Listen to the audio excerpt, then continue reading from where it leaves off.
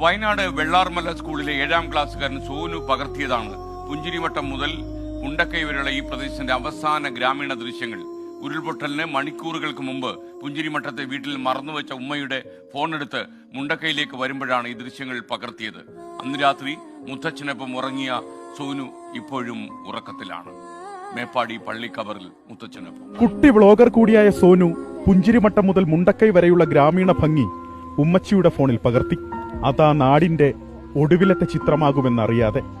Welcome to my channel Shuhaib and vlog. പിന്നെ നമ്മള് ഉമ്മച്ചിന്റെ phone മാറ്റിച്ചു. അപ്പോൾ ഉമ്മച്ചിന്റെ ഫോൺ എടുക്കുമ്പോൾ അടിപൊളി ഫോറസ്റ്റ് ഉണ്ട്. പിന്നെ ഞങ്ങള് ഇന്ന് വെയിൽ വന്നിക്കണം കേട്ടോ. ഇത്രയും നേരം മഴ.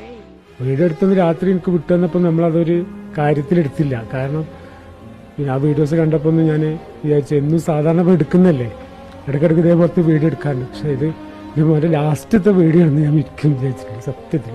ഒരു വൈഫും മൂത്ത മോനാണ് മുകളിലുണ്ടായിരുന്നത്. വൈഫ് പറഞ്ഞു ഒരു മോൻ്റെ കൈ പിടിച്ചിട്ട് കരിമെല്ലിക്കോ നമ്മൾ പോവുകയാണ്. ഒന്നാമത്തെ പൊട്ടിൽ തന്നെ ഒരു മണ്ണിൽ കുടിച്ച് താഴേക്ക് തന്നു. രണ്ടാമത്തെ പൊട്ടിലാണോ വെള്ളം വന്നത്. മൂന്നാമത്തെ ശ്വാസം പോക്കാണെങ്കിൽ പോയിട്ടുണ്ടാവും അവർ പറയുന്നത്. വീടൊന്നും പോയി ഒരു പ്രശ്നമില്ല. എൻ്റെ മോന് ജീവൻ കിട്ടിയാൽ മതി. ഞാൻ പോയില്ലേ. അതിലും വലുത് എനിക്ക് ഇപ്പോൾ ഒന്നും വേണ്ടെന്നാ.